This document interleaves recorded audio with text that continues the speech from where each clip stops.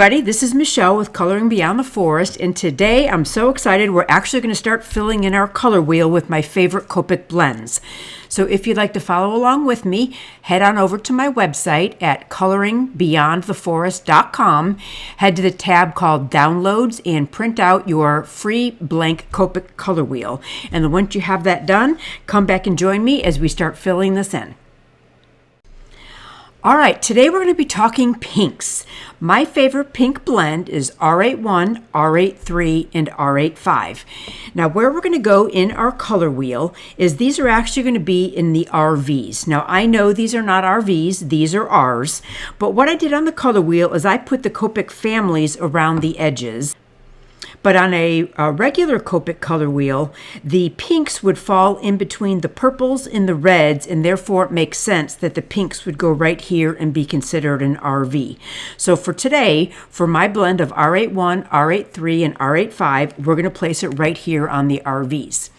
So what I want to do is come down to the chart, come down to the red, violet, and put in these three markers. So I'm going to put in R81, R83, and R85. Let's go over to the RVs, and the way I like to blend is I like to put down a base coat. So I basically go light, dark, medium, light.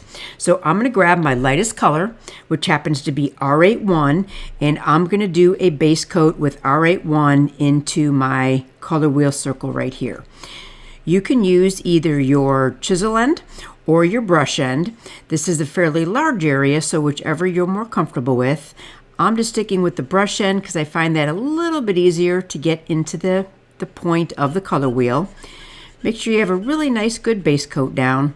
And one way to tell if you're getting a good base coat is to flip your paper over, and if it's coming through, that's actually a good thing. Don't think bleeding through is bad. Bleeding through is good. It means you're getting good saturation, because when your paper is wet, it will actually make blending a little bit more easy. So, okay.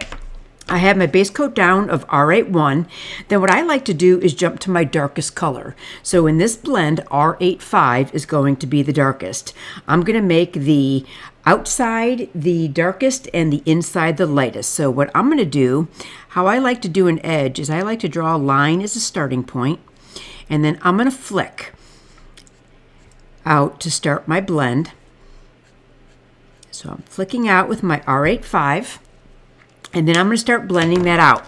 And how I'm going to do that is I'm going to grab my midtone, which in this case is R83, and I'm going to go partly way back into the blend and basically just kind of start flicking until I see the edge of that R85 kind of soften. It doesn't usually just take one time. It usually takes multiple times. So at this point, I've probably done this maybe 4 or 5 times starting to blend. But then sometimes I'll get a little bit of an alcohol line right here where I can see where I've started my blend. If you go all the way back to the beginning and go over the entire blend, that will usually take care of that alcohol line that you have going on, and just get rid of that and everything will look great. So, okay, so we're starting our blend. We have our dark and our medium done, and so now I'm going to come to my lightest color, which is R81. Once again, I'm going to go back a little bit and start working that blend until that line is starting to soften. And then once that's softened, I'll continue all the way to the end. So everything has basically gotten 2 coats of ink by the time I am done with that blend. Now, I think that's looking pretty good, but one tip I do like to give is sometimes if you feel your blend isn't quite as good as you'd like it, or you feel like you're still seeing lines, what I will do, I don't go back to my darkest color, but I will go back to my midtone, which for this blend is R83. I'll go back to the edge, do one more flick. You can hear my paper squeaking there a little bit. Love that Copic squeak. And then I go back to my lightest color, which is R81, and I'll blend that out.